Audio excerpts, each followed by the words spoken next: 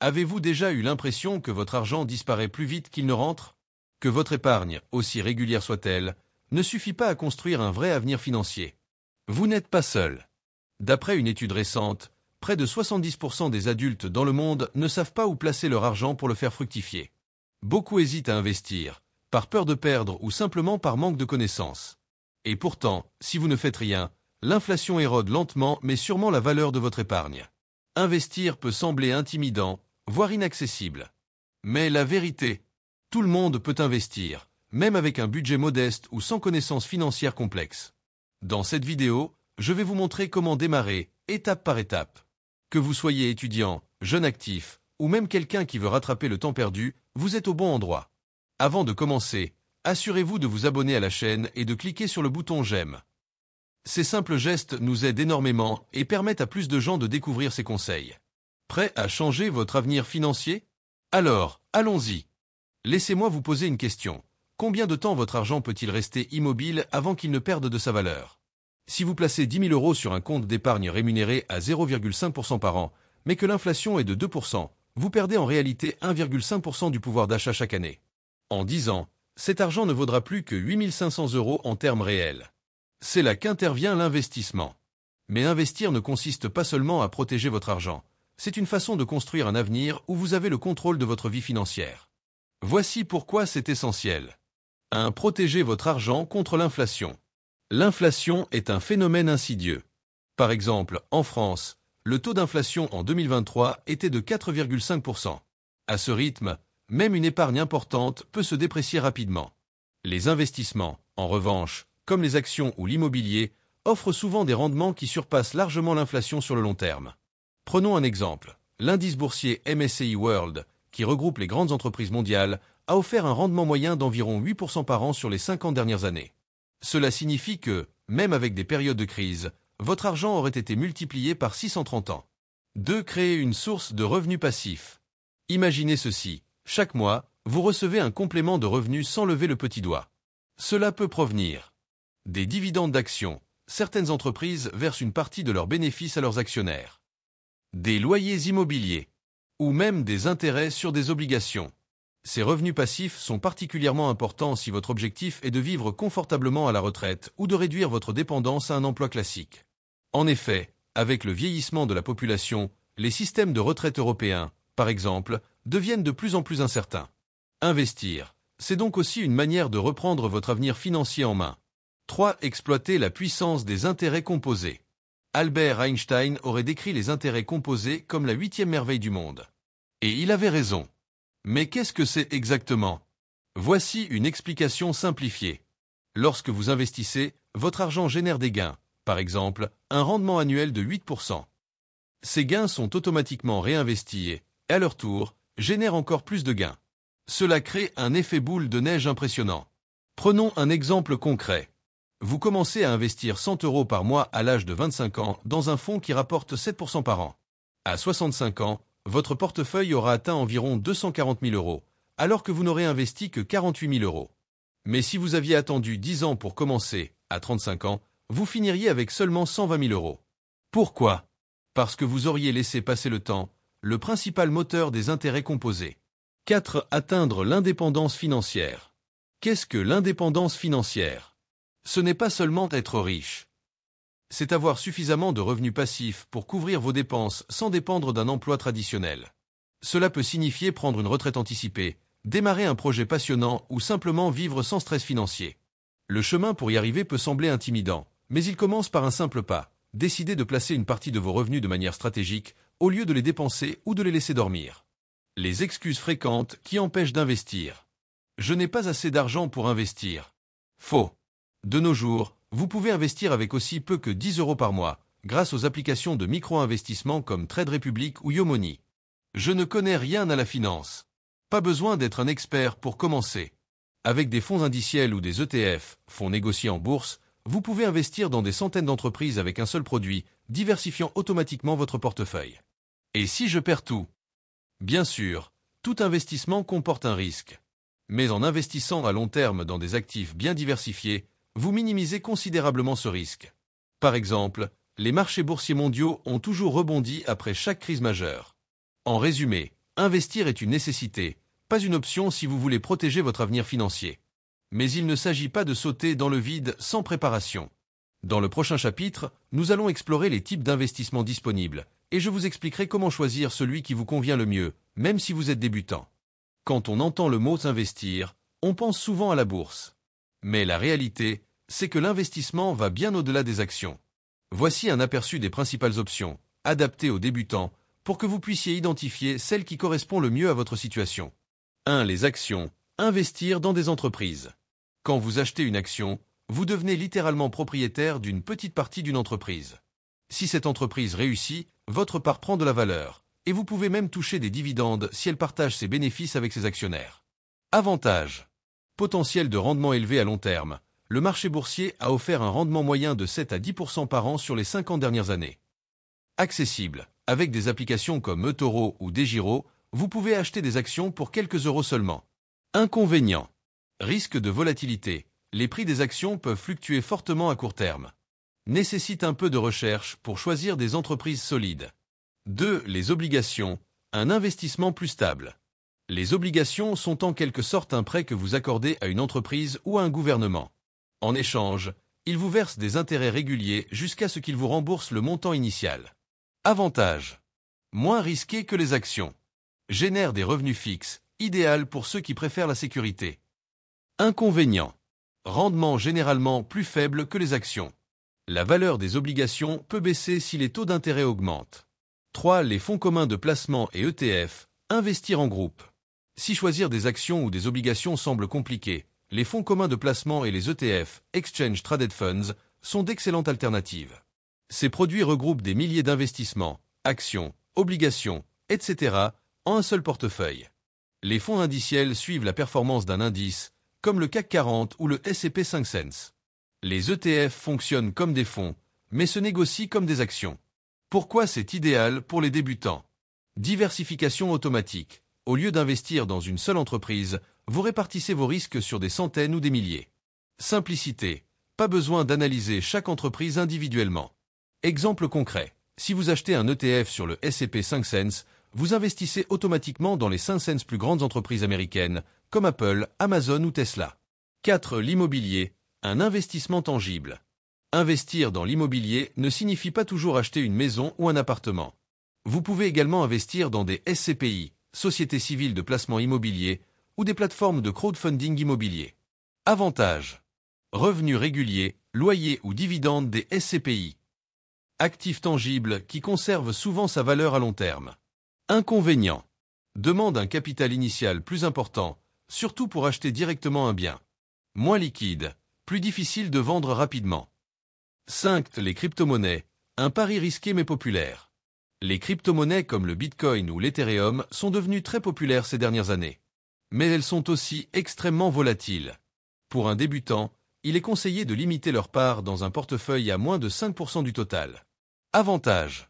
Potentiel de rendement élevé. Nouveaux horizons financiers, technologie blockchain. Inconvénients. Très risqué et imprévisible. Peu régulé, ce qui peut entraîner des arnaques. 6. Les investissements alternatifs, or, art et autres. Pour diversifier davantage, vous pouvez envisager des investissements alternatifs comme l'or, un actif refuge en période d'incertitude économique. L'art ou les objets de collection. Pour les passionnés, ces actifs peuvent prendre de la valeur avec le temps. Les startups, via des plateformes de crowdfunding, très risquées, mais avec un potentiel de retour énorme. Comment choisir votre type d'investissement? Maintenant que vous connaissez les différentes options, la question est, par où commencer? Voici un processus simple pour décider. Définissez votre objectif. Préparez-vous votre retraite? Économisez-vous pour acheter une maison? Par exemple, pour des objectifs à court terme, moins de 5 ans, privilégiez des investissements moins risqués, comme les obligations ou les fonds monétaires.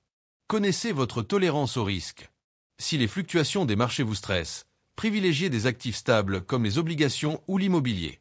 Si vous êtes jeune et pouvez vous permettre d'être patient, les actions et les ETF peuvent être une meilleure option. Commencez petit, mais commencez. Avec des plateformes modernes, vous pouvez investir avec 10 ou 20 euros par mois dans un ETF.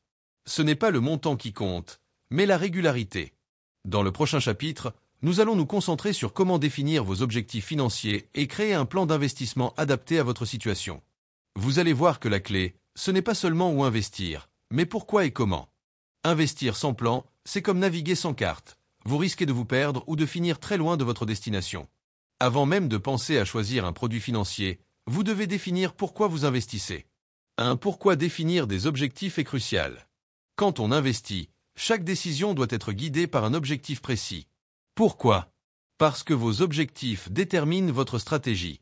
Si vous investissez pour acheter une maison dans 5 ans, vous ne choisirez pas les mêmes produits que pour préparer votre retraite dans 30 ans. Un objectif clair vous évite aussi de paniquer à la moindre fluctuation des marchés. Exemple concret. Marie veut acheter un appartement dans 3 ans.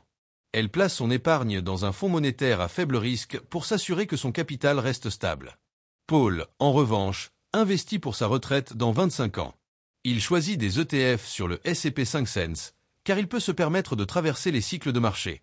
2. Quels sont vos objectifs financiers? Pour clarifier vos objectifs, posez-vous ces 3 questions. À quoi servira cet argent?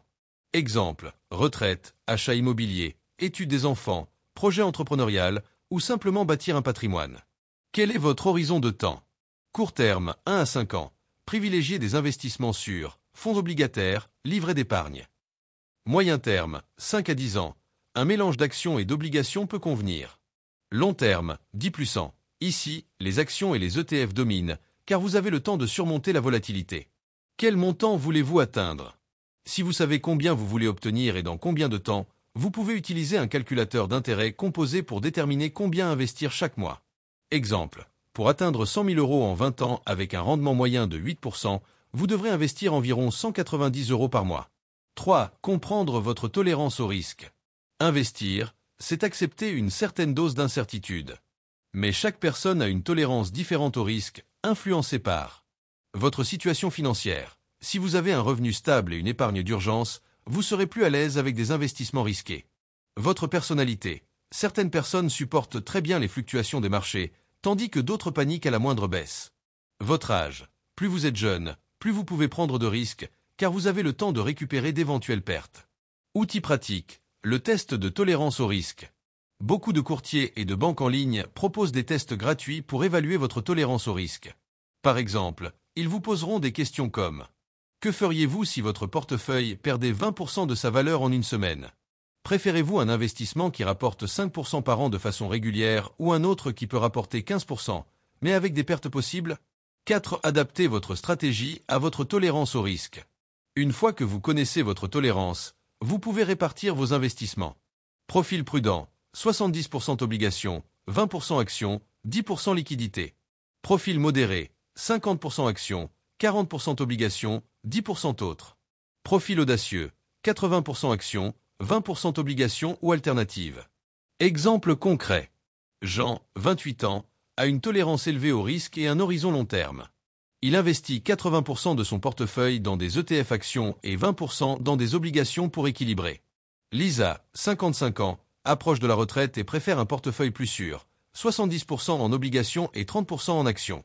5. Ne pas négliger la gestion des émotions. Une grande partie du succès en investissement réside dans votre capacité à gérer vos émotions. Les marchés montent et descendent, mais paniquer ou réagir impulsivement peut coûter cher. Voici quelques conseils pour garder la tête froide. Ne consultez pas votre portefeuille tous les jours. Les fluctuations quotidiennes sont normales et ne reflètent pas la performance à long terme. Rappelez-vous vos objectifs. Si vous investissez pour la retraite, une baisse temporaire n'a pas d'impact réel sur un horizon de 20 ans. Diversifiez vos placements. Cela réduit le risque global et vous protège des chocs sur un secteur ou une entreprise spécifique. Résumé du chapitre. Définissez vos objectifs financiers. Quoi, quand, combien. Évaluez honnêtement votre tolérance au risque à l'aide d'outils ou de questions simples. Créez une stratégie d'investissement adaptée à votre profil et à votre horizon. Enfin, restez discipliné et ne laissez pas vos émotions prendre le dessus. Dans le prochain chapitre, nous verrons comment investir même avec un petit budget. Vous apprendrez que commencer avec peu, mais régulièrement, peut faire une énorme différence grâce à la magie des intérêts composés. Vous pensez peut-être qu'il faut être riche pour investir. Mais c'est un mythe. Grâce aux outils modernes et à des stratégies simples, vous pouvez démarrer avec un budget modeste et construire progressivement un portefeuille solide. Voici comment. Comprendre que chaque euro compte. Il n'est pas nécessaire d'investir des milliers d'euros pour obtenir des résultats. Ce qui compte, c'est la régularité et le temps. Même 10 ou 20 euros investis par mois peuvent faire une différence grâce aux intérêts composés. Exemple concret. Vous investissez 50 euros par mois dans un ETF avec un rendement annuel moyen de 8%. Après 10 ans, vous aurez environ 9 300 euros. En 20 ans, cela grimpe à 30 000 euros. Si vous augmentez vos contributions au fil du temps, les résultats seront encore plus impressionnants. Le secret, commencez petit, mais ne pas s'arrêter. 2. Profitez des plateformes accessibles aux débutants. Aujourd'hui, vous n'avez plus besoin de passer par une banque traditionnelle avec des frais élevés pour investir. Voici des options adaptées au petit budget. Applications de micro-investissement. Des plateformes comme Trade Republic, Yomoney ou Revolut permettent d'investir de petites sommes, souvent sans frais minimum. Investissement fractionné. Certaines plateformes vous permettent d'acheter des fractions d'actions. Par exemple, vous pouvez investir 10 euros dans une action Amazon, même si son prix total dépasse 3 000 euros. Plan d'investissement programmé. Beaucoup de courtiers en ligne proposent des plans où vous investissez automatiquement un montant fixe chaque mois dans des ETF ou des fonds. 3. Donnez la priorité à la diversification. Avec un petit budget, la diversification est clé pour réduire les risques. Heureusement, des produits comme les ETF rendent cela simple. Exemple, en investissant 20 euros dans un ETF sur le MSCI World, vous diversifiez automatiquement dans plus de 1500 entreprises mondiales. Cela signifie que même si une entreprise ou un secteur subit des pertes, votre portefeuille reste équilibré. Astuce. Commencez par un ETF indiciel large, comme le S&P 500 ou le MSCI World. Ils offrent une exposition à des entreprises de premier plan tout en limitant les frais. 4. Réduisez les coûts pour maximiser vos gains. Quand vous commencez avec un petit budget, les frais peuvent grignoter une part importante de vos rendements. Voici comment les réduire. Choisissez des courtiers à faible coût. Certains courtiers, comme DEGIRO ou Trade Republic, proposent des frais de transaction très bas, voire gratuits pour certains produits. Privilégiez les ETF. Ces produits ont des frais de gestion bien plus bas que les fonds communs traditionnels, souvent autour de 0,1% à 0,3% par an. Évitez les transactions fréquentes. Chaque achat ou vente génère des frais. Investissez à long terme pour limiter ces coûts. 5. Exploitez les petits gains grâce à l'automatisation. La discipline est souvent le plus grand défi pour les investisseurs débutants. Heureusement, vous pouvez automatiser vos investissements. Planifiez des virements automatiques. Configurez un transfert mensuel depuis votre compte courant vers votre compte d'investissement.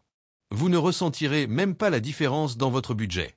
Investissez avant de dépenser. Traitez vos investissements comme une facture à payer chaque mois, avant d'utiliser votre argent pour autre chose. Exemple pratique. Julie gagne 1 800 euros par mois. Elle configure un virement automatique de 50 euros dès le 5 du mois vers son plan d'investissement ETF.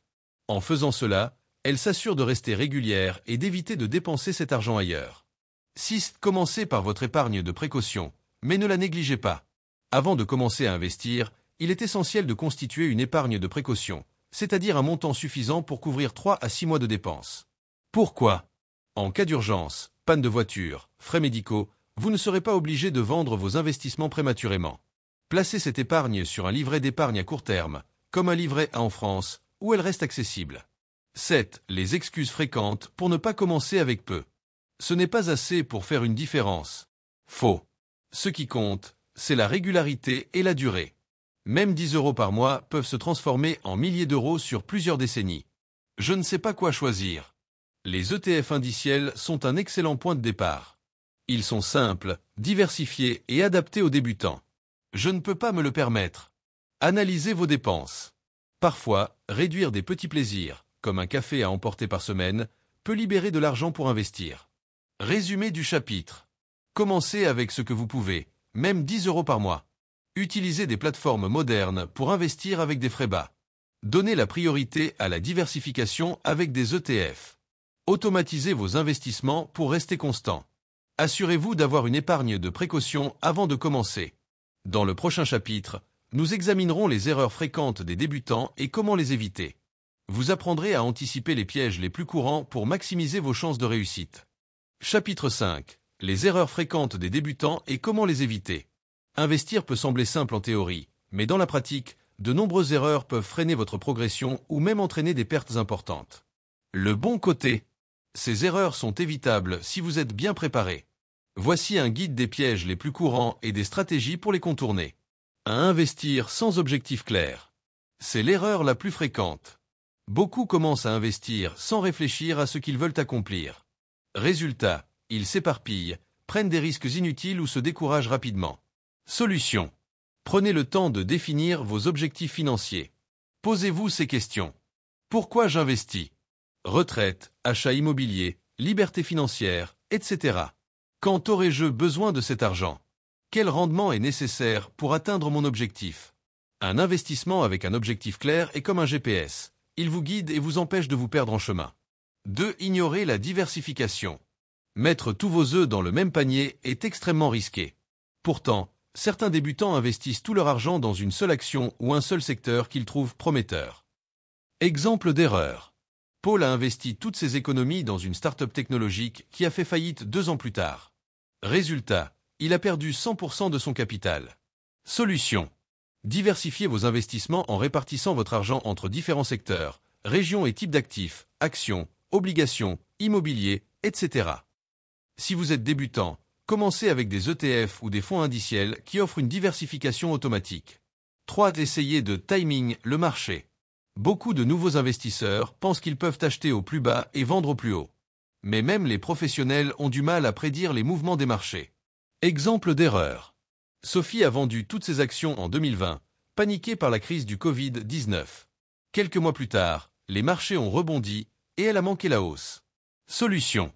Adoptez une stratégie à long terme. Au lieu de vous concentrer sur les fluctuations quotidiennes, investissez régulièrement, par exemple, chaque mois, pour lisser les variations des prix. Rappelez-vous, le temps passé sur le marché est plus important que le timing du marché. 4. Négligez les frais d'investissement. Les frais peuvent sembler insignifiants, mais ils s'accumulent et grignotent vos rendements à long terme. Par exemple, un frais de gestion de 2% par an peut réduire votre portefeuille de plusieurs milliers d'euros sur 20 ou 30 ans. Solution.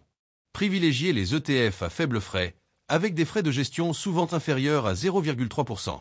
Comparez les courtiers et choisissez ceux qui offrent des transactions peu coûteuses. Par exemple, Trade Republic propose des ETF sans frais d'achat dans certains cas. 5. Se laisser guider par ses émotions. Les émotions comme la peur ou la cupidité peuvent vous amener à prendre des décisions irrationnelles.